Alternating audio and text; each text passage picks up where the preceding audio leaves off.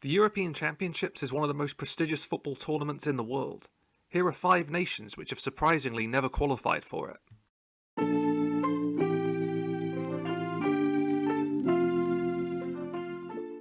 In no particular order, first we have Montenegro.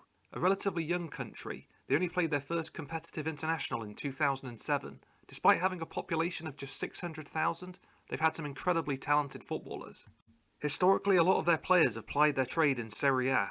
One of these was Stefan Savic. He spent many years in Italy with Fiorentina before joining Atletico. They've also got Stefan Jovetic. Unfortunately, his career has been massively affected by injuries. Outside of these two though, there's definitely been enough talent to at least qualify once. Another very surprising nation, Bosnia and Herzegovina. They did qualify for the 2014 World Cup, but were eliminated in the group stage. If you look at their starting 11 for that inaugural game, it's pretty shocking they've not made it to the Euros. Edin Dzeko, Miralem Pjanic, Senad Lukic, Sead Kolasinac and Asmir Begovic.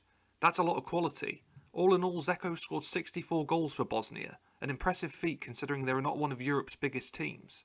Thanks to those goals, they've reached 3 consecutive playoffs for the European Championships, but unfortunately they've lost them all.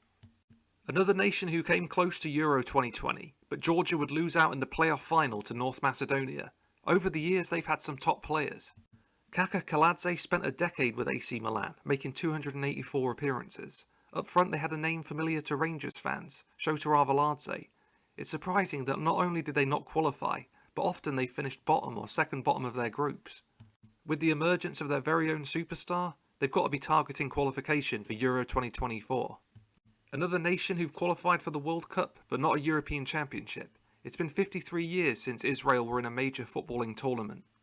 In the past, they've had good players like Tel Benaim and Yossi Benayoun. In the last 4 editions of qualifying, they've done pretty well, averaging 16 points. This has mainly resulted in 3rd and 4th place finishes though. In 2020 they made it to the playoffs, but lost out to Scotland. This time around they've made a strong start with 7 out of 12 points in the first 4 games, so maybe this could be their year. Another team to make a strong start to their qualification campaign, Armenia. Over the years they've been blessed with some talented players.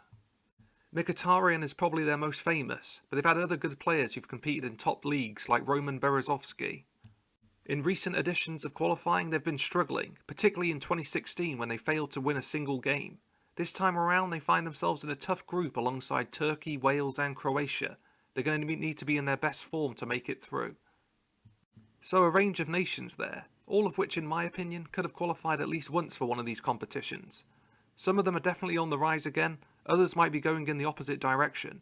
Time will tell if any of them can finally break their qualification duck. Thanks for watching this video.